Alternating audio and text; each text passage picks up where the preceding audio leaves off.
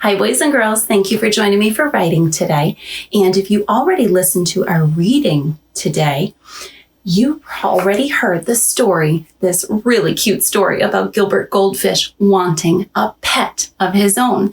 And I told you during that when you got to writing, you would be writing about a pet that you have, and we know this word, we already worked on this one, or a pet that you want. Ooh, and that's one of our words that we're working on this week, want. Okay, so you might need either the word have or the word want to do your writing today.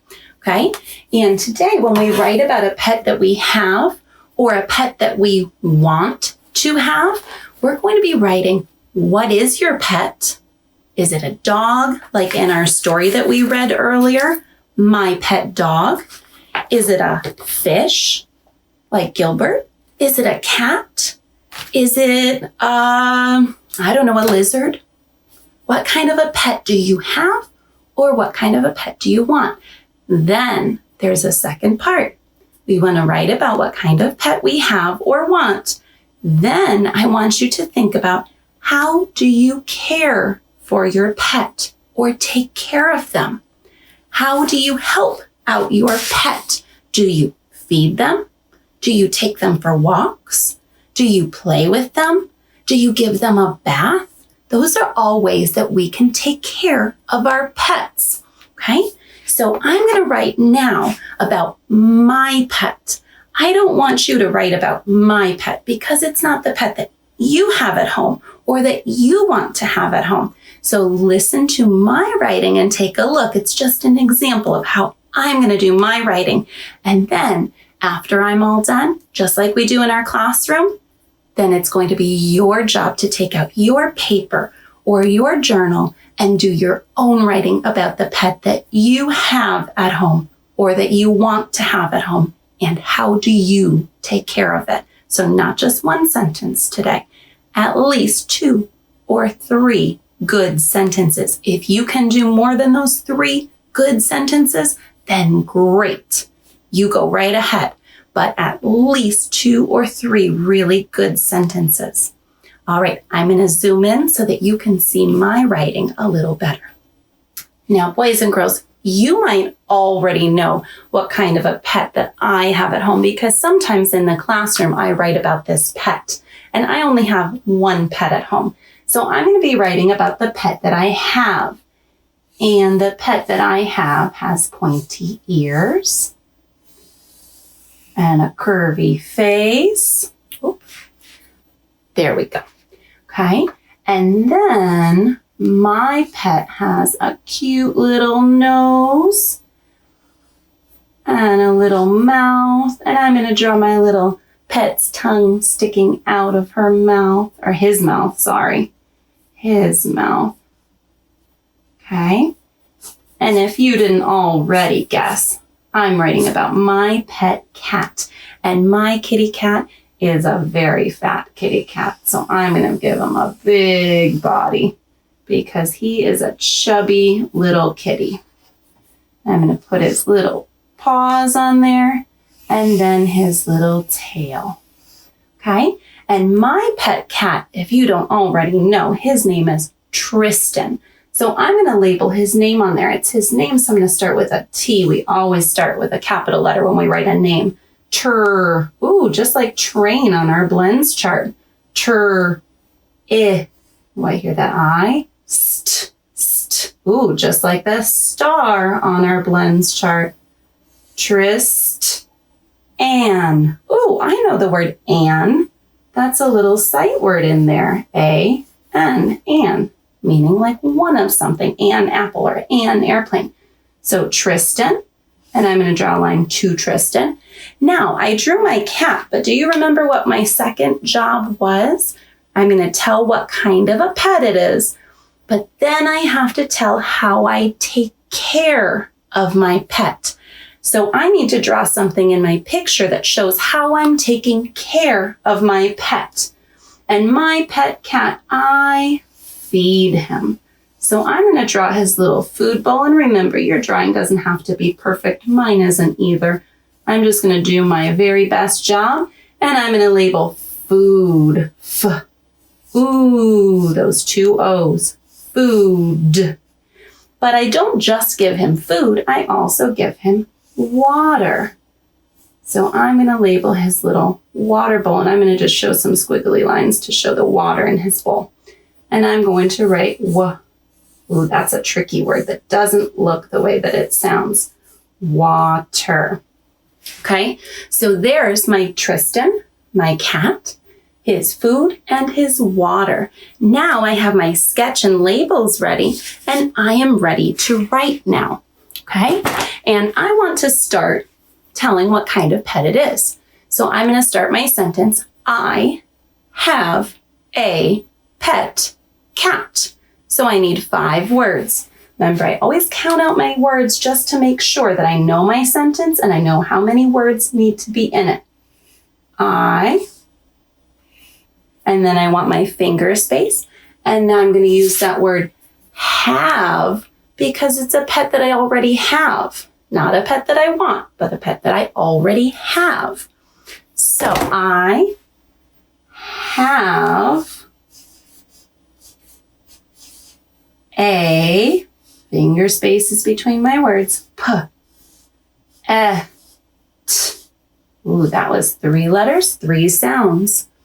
Cat, k, and then at. That little sight word in there. I have a pet cat. Am I all finished with my sentence? I need my period to tell the reader that that's the end of the sentence where they can take a break. Now, I wrote his name up here, so I might in a second sentence tell his name is Tristan. So 4 words. And I have plenty of room for the word his. Capital H, because we're starting a new sentence. His.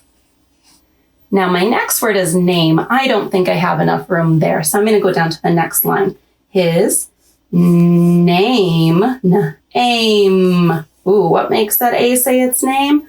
Oh, that E at the end. His name is, sounds like a Z, but really an S. His name is, oh, and I already sounded out his name up here, so I can just copy it down. Capital T, R, I, S, T, A, N. Okay, his name is Tristan. End of my sentence. See how I'm going back and rereading my sentences every time I write them? That's what good writers do. And then I want to tell how I care for my cat because that was part of our job today in writing. So I know I wrote this food and water. So I want to say, I feed my cat. 4 words. New sentence, capital I, E. Ooh, those 2 E's, just like in the word see. Feed. I feed my cat. At. Ooh, and you know what? I actually want to make that a longer sentence, not just 4 words, because I forgot I also drew my water, so I can add on to that sentence. I feed my cat and give him water. So I need 4 more words to finish that sentence. I'm going to make it more detailed. And give.